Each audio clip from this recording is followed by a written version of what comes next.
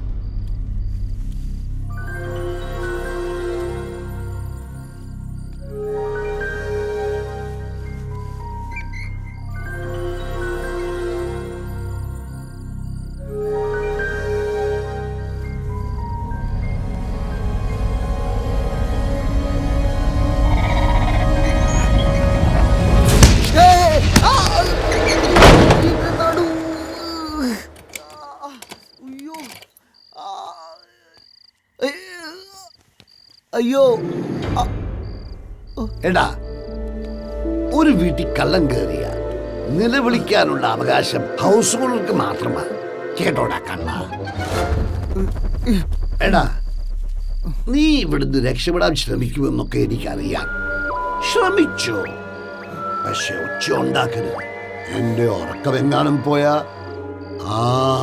ഞാൻ പിന്നെ പറഞ്ഞില്ലെന്ന് വേണ്ട. ശരി, നാളെ കാണാം.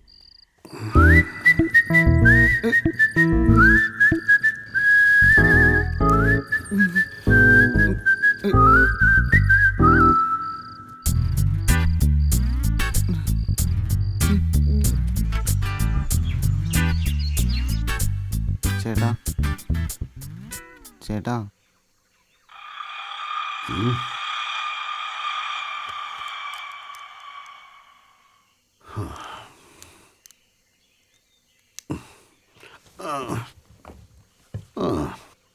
നീ ഇന്നലെ ഉറങ്ങിയില്ലേ?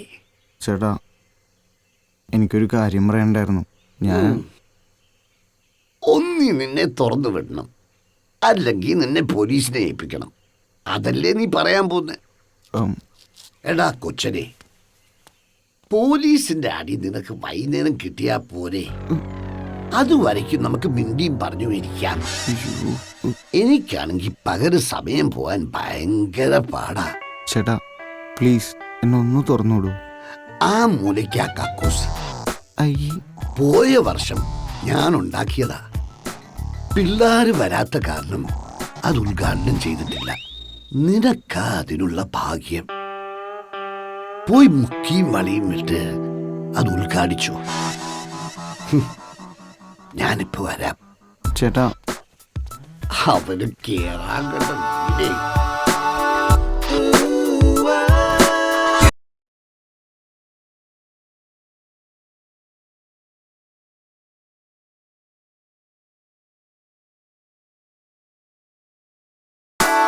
Yeah, yes. Yeah, yes.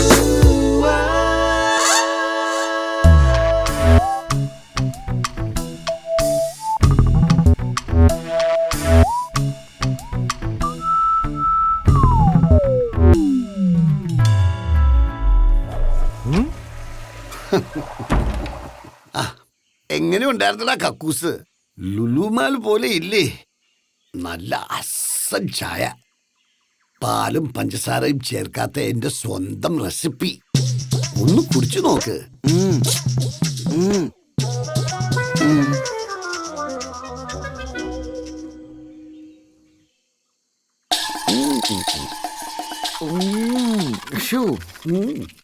കുറച്ച് ഉപ്പെങ്കിലും ഇടായിരുന്നില്ലേ? എടാ, ഇതൊക്കെ ഇപ്പോഴേ ഒഴിവാക്കിയ ഭാവിയിൽ ഡോക്ടറിന് കൊടുക്കുന്ന കാശ് ലാഭിക്കാം.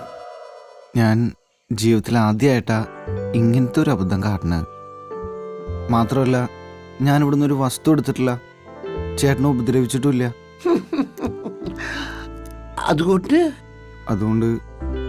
അതുകൊണ്ട് ചേട്ടൻ എന്നെ തുറന്നു വിടണം. ഞാൻ ചേട്ടൻ്റെ കാല് പിടിക്കാം. അതിനൊക്കെ ഞാൻ സമയം തരാം. ഇപ്പൊ നീ പറ, നീ എന്തിനാ എന്റെ വീട്ടിൽ കയറിയത്? ചേട്ടാ, അത് അങ്ങനെ ആലോചിച്ചിട്ടല്ല. നിന്ന് പരുങ്ങാതെ കാര്യം പറയടാ.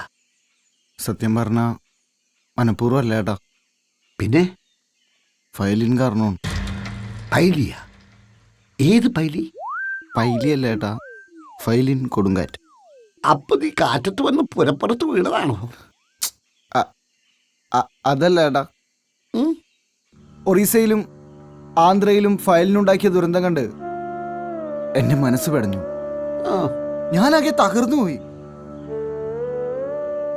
പിന്നീട് ആഴ്ചകളോളം ഊണും ഉറക്കം ഇല്ലാതെ ഒരു ഭ്രാന്തനെ പോലെ ഞാൻ അലഞ്ഞു തിരിഞ്ഞു നടന്നു. എന്താണ് ഒരു പ്രതിവിധി? അവസാനം ഞാൻ തീരുമാനിച്ചു, ആ പാവങ്ങളെ സഹായിക്കണം. പിന്നീട് ഒരു യാത്രയായിരുന്നു, വലിയ വലിയ വീടുകൾ തേടിയുള്ള യാത്ര. ഒടുവിൽ അതിവിടെ അവസാനിച്ചു. നീ കൊള്ളാമല്ലോടാ. എന്നാ ഞാൻ ഇനി ഒരു സത്യം കൂടി പറയട്ടെ. ഗുജറാത്തിൽ ഭൂകമ്പം ഉണ്ടായപ്പോഴും ഉത്തരാഖണ്ഡിൽ വെള്ളം പൊങ്ങി എല്ലാം നശിച്ചപ്പോഴും ഞാൻ ഇതുപോലെ പാവങ്ങളെ സഹായിച്ചിട്ടുണ്ട്.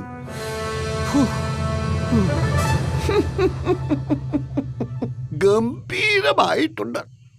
നീ കഥയെ സിനിമാക്കാർക്ക് കൊടുക്ക്, 8 നില പൊട്ടും.